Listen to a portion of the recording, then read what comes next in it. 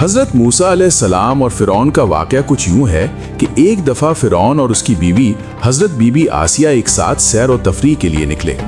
جب دریائے نیل پہ پہنچے تو اس وقت فرعون کی بیوی بی بی آسیہ کی نظر ایک صندوق پر پڑی جو دریائے نیل پر تیرتا ہوا جا رہا تھا۔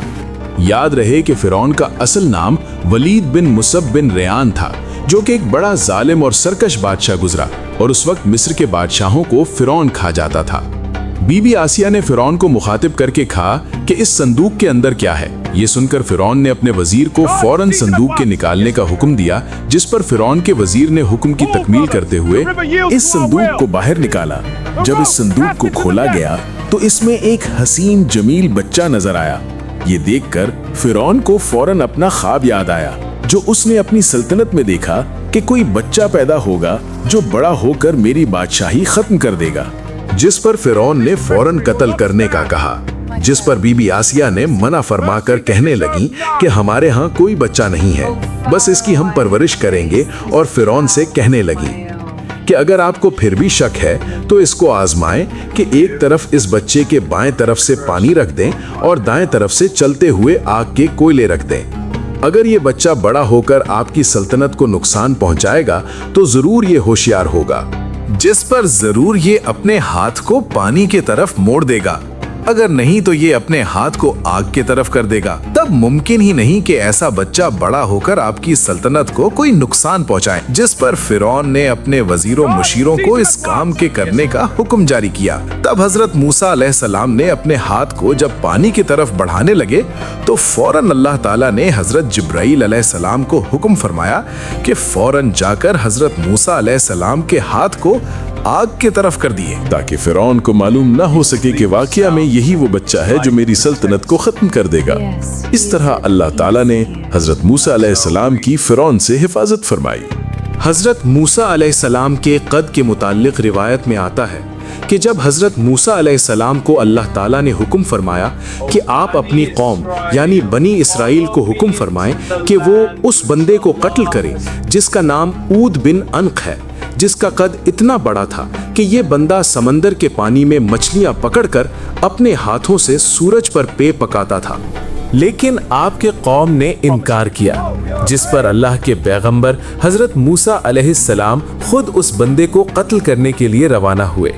اور آپ نے اس بندے کو قتل کرنے کے لیے آپ کے پاس ایک عصا یعنی لاٹھی جو 10 فٹ کا تھا، اور آپ نے 10 فٹ اوپر چھلانگ لگا کر، اور آپ کا قد مبارک بھی 10 فٹ تھا، یعنی کل 30 فٹ اوپر ہو کر آپ نے اس عود بن عنق کو قتل کیا۔ اس سے معلوم ہوا کہ حضرت موسیٰ علیہ السلام کا قد مبارک 10 فٹ تھا۔ حضرت موسیٰ علیہ السلام کے معجزات کے بارے میں آتا ہے کہ جب حضرت موسیٰ علیہ السلام مدین شہر سے اپنے اہل و عیال کے ساتھ واپس ہو کر مصر کے طرف تشریف لا رہے تھے کہ رات کے ٹائم پر آپ کی نظر ایک چلتی ہوئی آگ پر پڑی، جس پر آپ نے اپنے اہل خانہ کو ایک جگہ پر چھوڑ کر آپ اس آگ کے قریب چلتے گئے۔ جب قریب پہنچے تو اس وادی کے قریب سے ایک آواز سنائی گئی، جس پر حضرت موسیٰ کافی پریشان ہوئے،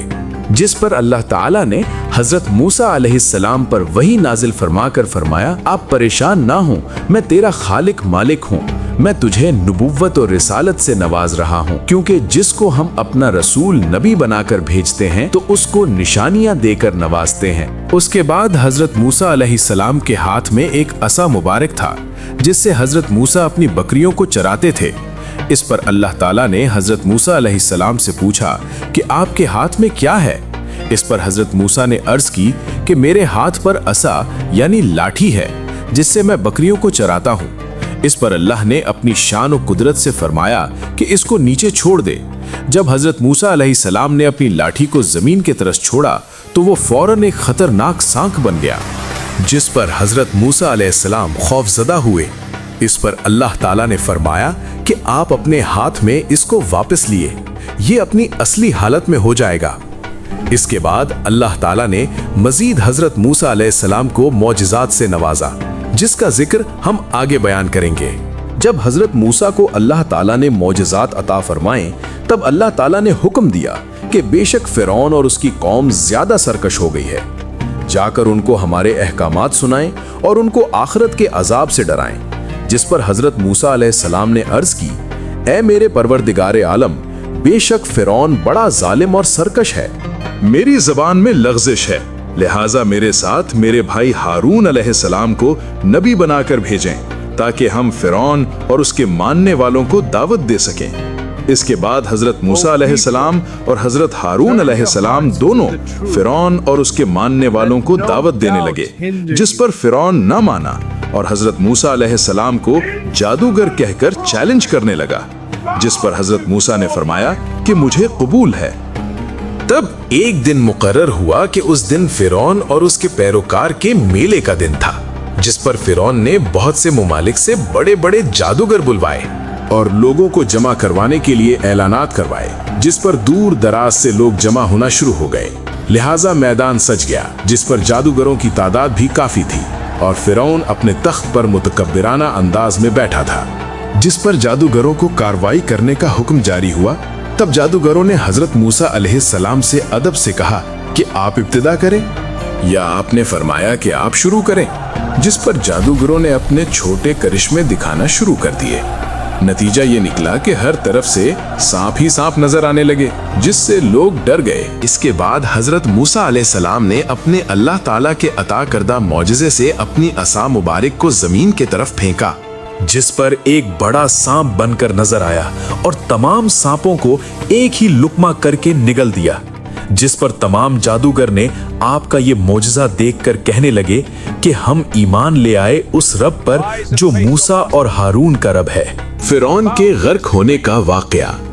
फिरौन के गर्क होने का वाकया कुछ यूं है कि हजरत मूसा अलैहिस्सलाम अपनी कौम को लेकर जब रवाना हुए तो उस वक्त फिरौन अपने साथियों के साथ हजरत मूसा और उनके कौम का ताक़ुब करने लगे। जब हजरत मूसा अलैहिस्सलाम और आपकी कौम दरियाए नील के करीब पहुंची, तब हजरत मूसा अलैहिस्सलाम ने अपनी असा मुबारक यानी लाठी को दरियाए नील पर मारा, जिससे दरियाए नील में 12 रास्ते बन गए थे। आप अलैहिस्सलाम ने अपनी पूरी कौम को दरियाए नील से पार फरमाया। तब फिरौन अपने लश्कर के साथ आ पहुंचा, लेकिन उस वक्त हजरत मूसा अलैहिस्सलाम और आपकी कौम दरियाए नील क्रॉस कर चुकी थी। जब फिरौन ने दरिया के अंदर रास्ता देखा तो फौरन अपने घोड़े को आगे बढ़ाने लगा, लेकिन घोड़ा आगे बढ़ने का नाम ही नहीं ले रहा था। तब अल्लाह ताला ने जिब्राइल अमीन को हुक्म फरमाया कि फौरन जन्नत से एक घोड़ी लेकर फिरौन के घोड़े के सामने ले जाओ, ताकि फिरौन का घोड़ा इस घोड़ी को देखकर आगे बढ़े। तब जिब्रील अमीन ने जन्नत से एक घोड़ी लेकर दरियाए नील के पास फिरौन के घोड़े के पास लेकर आगे बढ़ने लगा। तब फिरौन का घोड़ा आगे बढ़ने लगा। जब फिरौन और उसका लश्कर दरिया के दरमियान पहुंचा, तब अल्लाह ताला ने दरिया को जारी होने का हुक्म फरमाया। इस तरह फिरौन और उसके लश्कर को अल्लाह ताला ने तबाह व बर्बाद किया और फिरौन के लाश को क़यामत तक इबरतनाक बनाकर वो आज भी मिस्र के अजायब घर में मौजूद है।